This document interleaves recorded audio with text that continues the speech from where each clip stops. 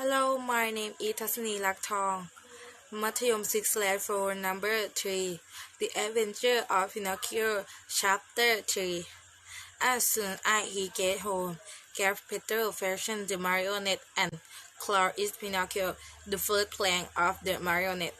Legend as Geppetto house was its work near and comfortable. It was a small room on the ground floor, with a tiny window under the stairway. The future could not have been much simpler. A very old chair, a rickety old bed, and a tumble-down table. A fireplace full of burning log was a painter on the wall opposite the door. Over the fire there was painting a portrait of something which kept burning hammering away and sending up cloud of what looked like real steam.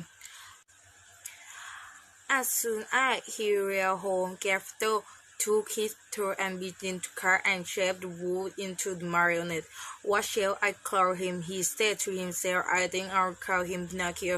This name will make his fortune. I knew a wood family of Pinocchio, one of Pinocchio, the father Pinocchio, the mother and Pinocchi, the children, and they were all lucky the rest of the big scene for his living. After posting the name of his marionette, Geppetto set to work to make the hair. The first the eye fancy his pride when be naughty.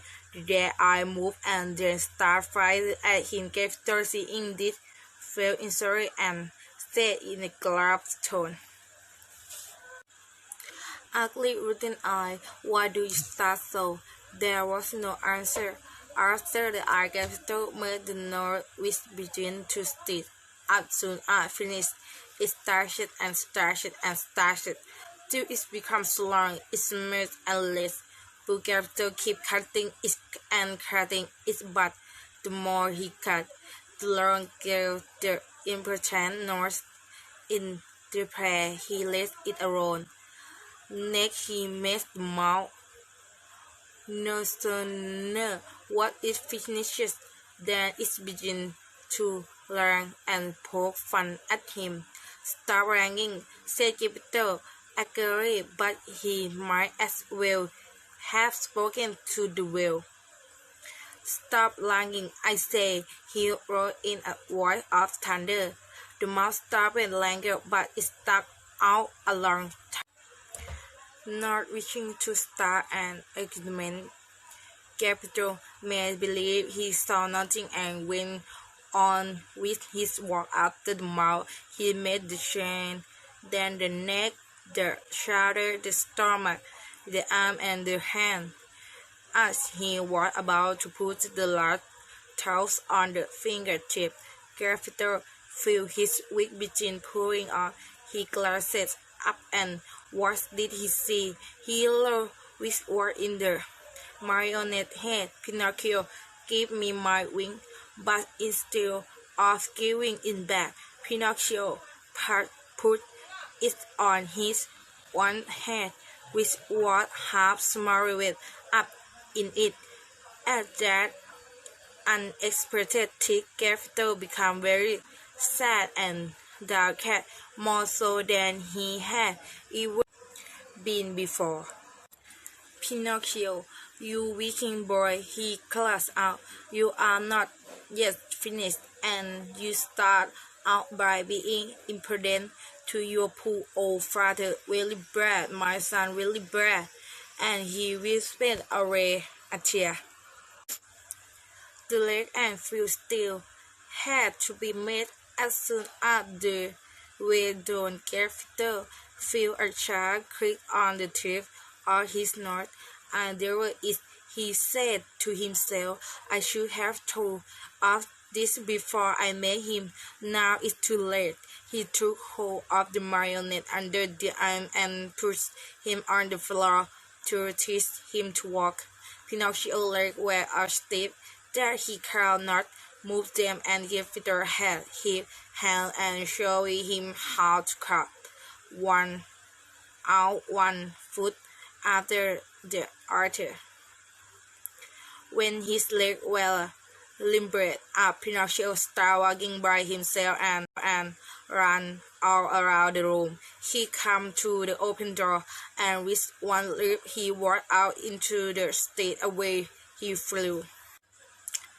Poor Geppetto ran after him, but was unable to catch him, for Pinocchio landed his left and brought his two wooden foot as they beat on the stone of the street, making as much noise as 20 persons each wore the shoes.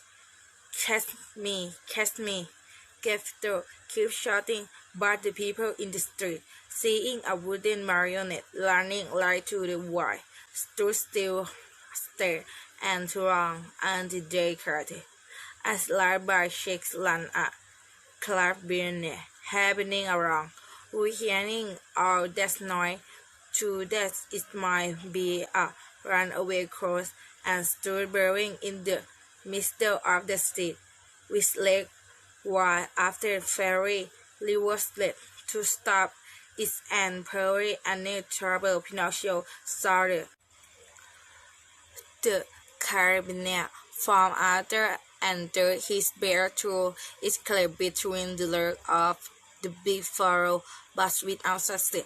The carabiner grabbed his mind the north, its word and its turmeric, long one and the ceramics made out on purple for that swearing thing, and returned him to Master Geppetto. The distant old man wanted to pull Pinocchio's ear, think how he felt when, upon standing for them, he discovered that he had forgotten to make them. All he could do was to seize Pinocchio by the back of the neck and take him home.